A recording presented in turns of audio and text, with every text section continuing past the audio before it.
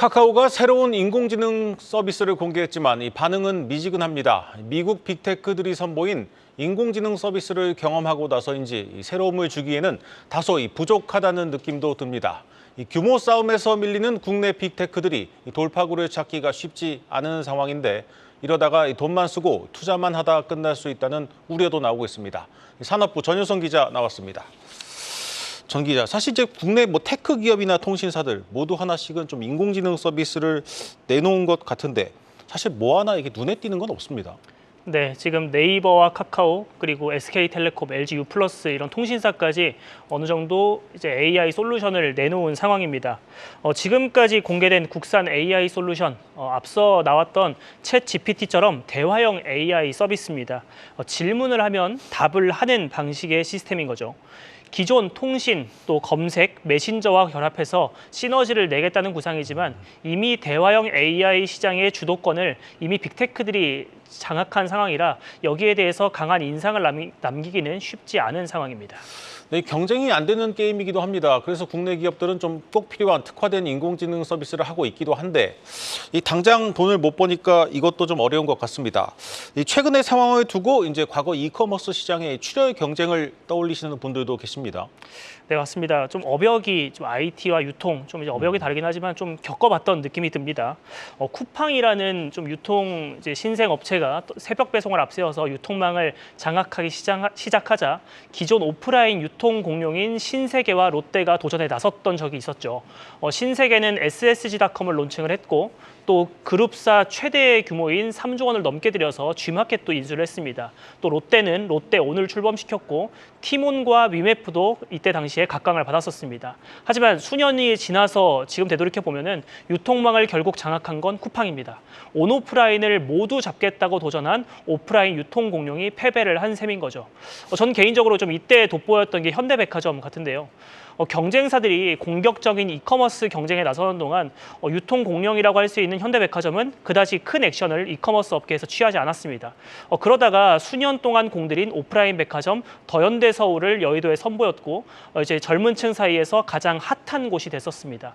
신사업 진출 그리고 본업 경쟁력 강화 중 후자를 극대화한 결과라고 할 수 있겠습니다.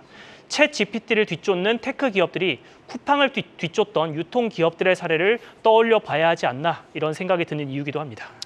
네, 물론 이제 인공지능 기술도 뒤처지지 않게 따라가야 하지만 결국 이제 돈을 버는 이 본업을 잘해야 살아남을 수 있는 건데 지금 우리나라 이제 국내 빅테크들 전반적으로 상황이 다 안 좋죠. 네, 전반적으로 이제 본업이라고 할 수 있는 네이버 플랫폼과 카카오톡, 이제 메인 플랫폼에서의 이탈 조짐이 좀 심상치 않습니다. 네. 유튜브와 인스타그램의 앱 체류 시간을 빼앗기고 있는 건데요. 지금 보고 계시는 게 주요 애플리케이션의 월 평균 체류 시간 데이터입니다. 이제 지난해까지만 해도 한국인은 월 평균 유튜브 앱을 998억 분, 인스타그램을 158억 분 정도 이용을 했습니다. 근데 8개월이 지나서 최근 자료를 살펴보니까 유튜브는 1,178억 분으로 8개월 만에 12.9% 늘었고요. 인스타그램은 무려 증가율이 55%에 달했습니다. 반면 카카오톡은 이 기간 이용 시간이 4% 가까이 줄었고 네이버는 3.5% 정도 역성장했습니다. 이미 10대들의 경우 카카오톡 대신에 인스타 DM을 통해 소통하는 문화가 자리 잡았다고 하고요. 또 검색 시장에서 이제 국내 시장에서만큼은 독주하던 네이버의 점유율은 54% 수준으로 구글의 한 41% 이제 턱 밑까지 추격을 허용한 상태입니다. 결국 챗 GPT 같은 대화형 AI가 없어서 경쟁력이 떨어졌다. 이 대화형 AI의 존재 유무가 본질적인 문제가 아니었다는 거죠.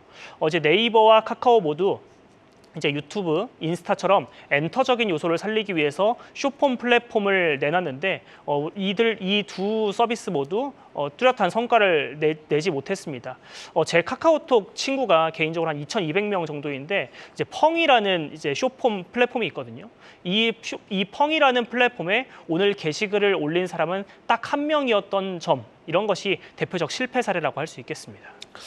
네, 정답은 사실 돈을 버는 인공지능 서비스를 당장 하는 건데 사실 이제 미국 빅테크들도 아직까지 좀 투자만 하는 상황 아니겠습니까? 우리나라 테크 기업들 좀 어떻게 풀어가야겠습니까? 네, 앞서 설명한 거에 좀 답이 있다고 할 수 있겠는데요. 새로운 대화형 AI 서비스에 집중하기보다 AI를 좀 본업 경쟁력 강화의 도구로 활용해야 한다는 분석이 나오고 있습니다. 이미 대화형 AI는 글로벌 기업들이 조단위 비용을 들이면서 선점한 상황인데 경쟁에서 우리 기업들이 승리할 수 있을지 자신하기 어렵기 때문입니다. 네. 대화형 AI에 자칫 매몰됐다가 쿠팡을 따라잡으려 비용을 쏟아부었던 유통기업들의 전철을 반복할 수도 있는 상황인 거죠. 경쟁력이 떨어진 네이버의 검색 기능, 그리고 이제 톡 애플리케이션의 기능 개선, 그리고 카카오가 가지고 있는 숙제라고 할 수 있겠는데 이 부분에 AI를 좀 접목해서 좀 이제 기능을 고도화하는 작업이 필요하지 않나 이런 이제 지적이 나오고 있는 겁니다. 제가 이제 방송에 들어오기 전에 구글과 네이버 이미지 검색에서 최근 1년간 삼성전자 주가를 검색을 해봤습니다. 네, 지금 보고 계시는 게 구글인데 구글에서는 대략적인 이제 주가 추이 그래프가 이제 노출이 되고 있죠. 다음으로 이제 네이버의 똑같은 내용을 네이버에서 검색을 해봤는데 지금처럼 블로그 게시글 홍보글만 다수 노출이 됐습니다.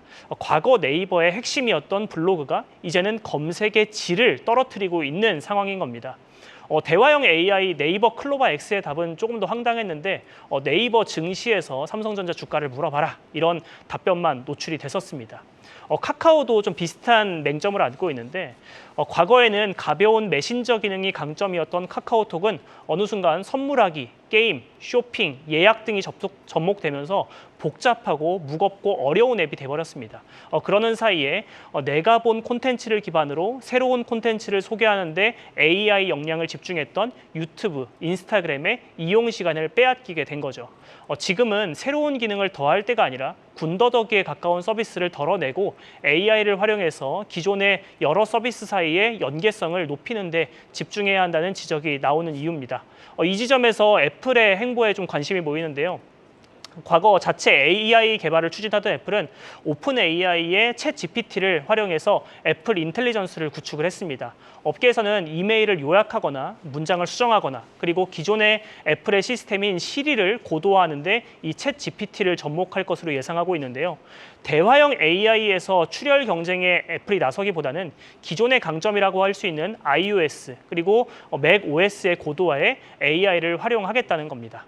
이제 좀 이런 부분에서 우리 테크 기업들도 좀 배워야 하지 않나 이런 생각이 들고 있습니다. 네, 잘 들었습니다. 산업부 전효성 기자였습니다.